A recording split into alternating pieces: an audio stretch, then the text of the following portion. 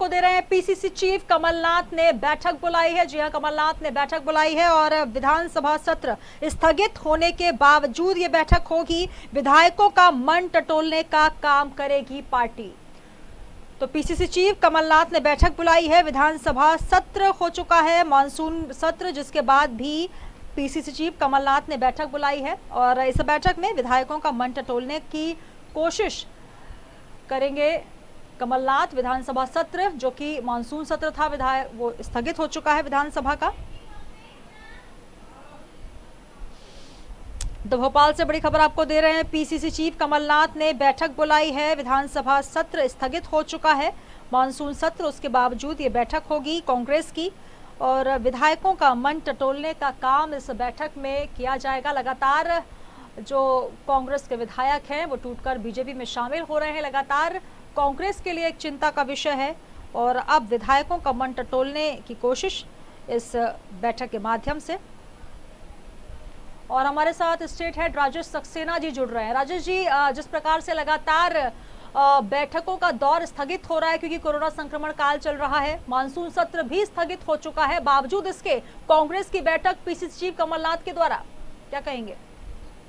बिल्कुल सुनीता, जाहिर सी बात है, अगर हम कांग्रेस की बात करें तो जिस तरह से उनके जो विधायक है एक एक कर छिटक कर बीजेपी में जा रहे हैं।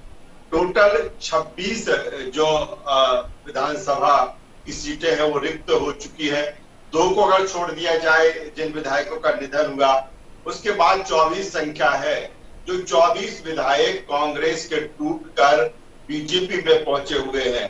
कल जिस तरह से सुमित्रा देवी कासडेकर ने विधायक पद छोड़ा, कांग्रेस की विधायक थी नेपानगर से, और उन्होंने रात को बीजेपी ज्वाइन कर ली। ऐसे ही प्रद्युम्न सिंह लोधी जो कि बड़ा मलहरा से विधायक थे, उन्होंने भी कांग्रेस छोड़कर बीजेपी की सदस्यता ग्रहण की और तत्काल नागरिक आपूर्ति विभाग के वो अध्यक्ष बना दिए गए।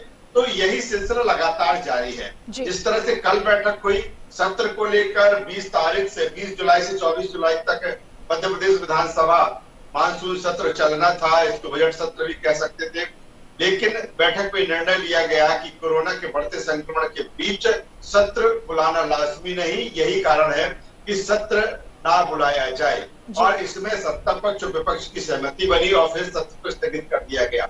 लेकिन कांग्रेस के सामने बड़ा सवाल ये है कि जिस तरह से उसके विधायक एक एक करके छिटक कर बीजेपी में जा रहे हैं, उनको कैसे रोका जाए, उनको कैसे समझाया जाए, उनकी मनः स्थिति को कैसे पढ़ा जाए, ये तमाम सारी चीजें हैं और इसी उधेड़ बुन में अब कांग्रेस लगी हुई है। और इसी के चलते पीसीसी चीफ कमलनाथ ने विधायक दल की बैठक बुलाई है। जितने भी अब कांग्रेस के बचे विधायक हैं उनको पीसीसी चीफ कमलनाथ ने बुलाया है, उनसे बातचीत करेंगे और जिस तरह से स्थितियां परिस्थितियां हैं उसको भांपने की कोशिश करेंगे कि अभी और कितने ऐसे उनके विधायक हैं जो बीजेपी के संपर्क में हैं या बीजेपी में जा सकते हैं।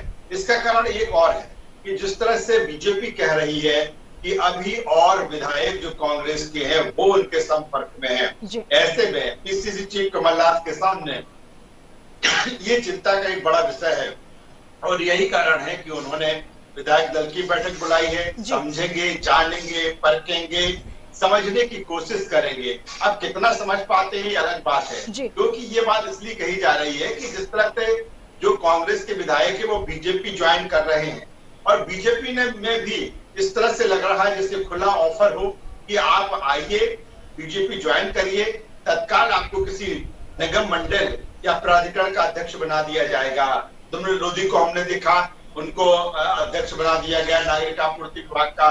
शायद सावित्री देवी कासडेकर के साथ यही हो, आज तक की सूचना आ जाए उन्होंने भी किसी निगम मंडल प्राधिकरण का अध्यक्ष बना दिया गया है। ये तमाम सारी चीजें हैं और इसी को लेकर कांग्रेस के सामने चिंता और चुनौती बड़ी है और इसी के चलते पीसीसी चीफ ने बैठक बुलाई है।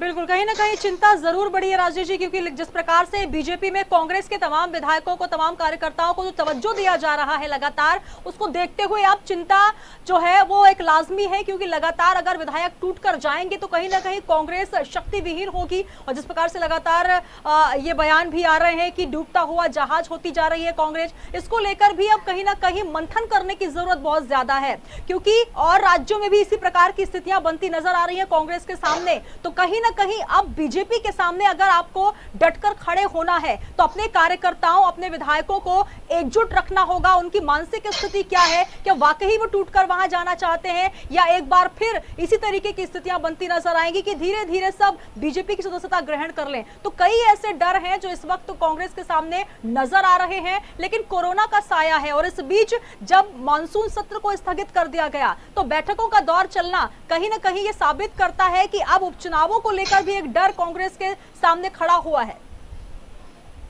देखिए सुनीता, जिस तरह की स्थिति परिस्थिति कांग्रेस के सामने बनी है, मुझे लगता है कि जो लगातार मिसकम्युनिकेशन रहा है, जिस तरह से लगातार संवादहीनता रही है, और इसी के चलते जो कांग्रेस है उसकी ये स्थिति इस समय मध्य प्रदेश में देखी जा रही है।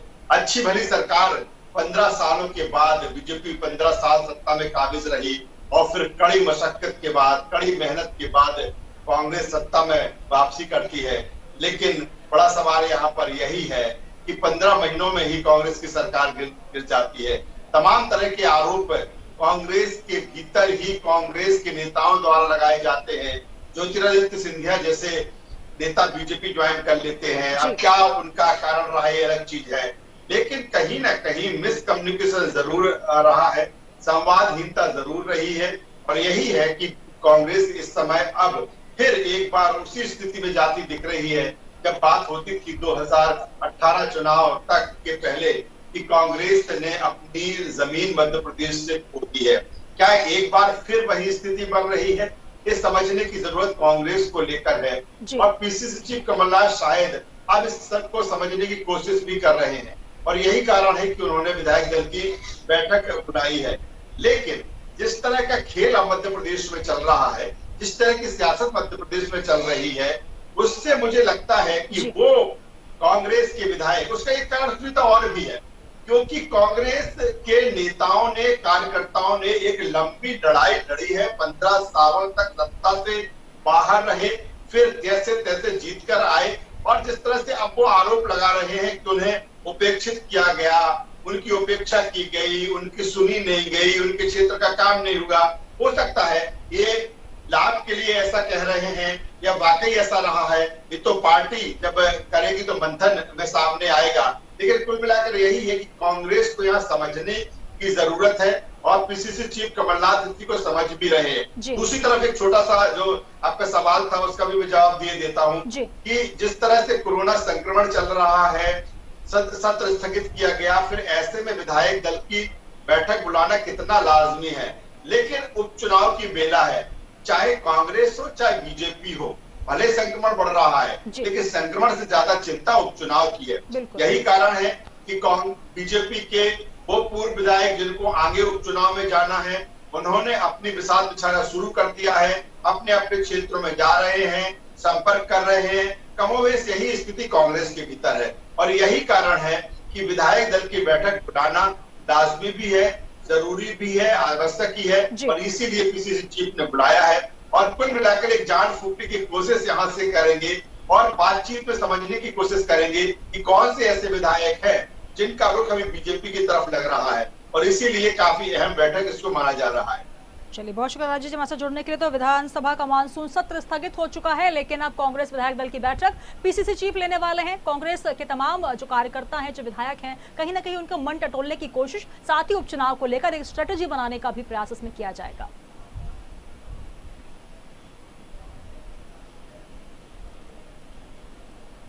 बढ़ेंगे अगली खबर की ओर।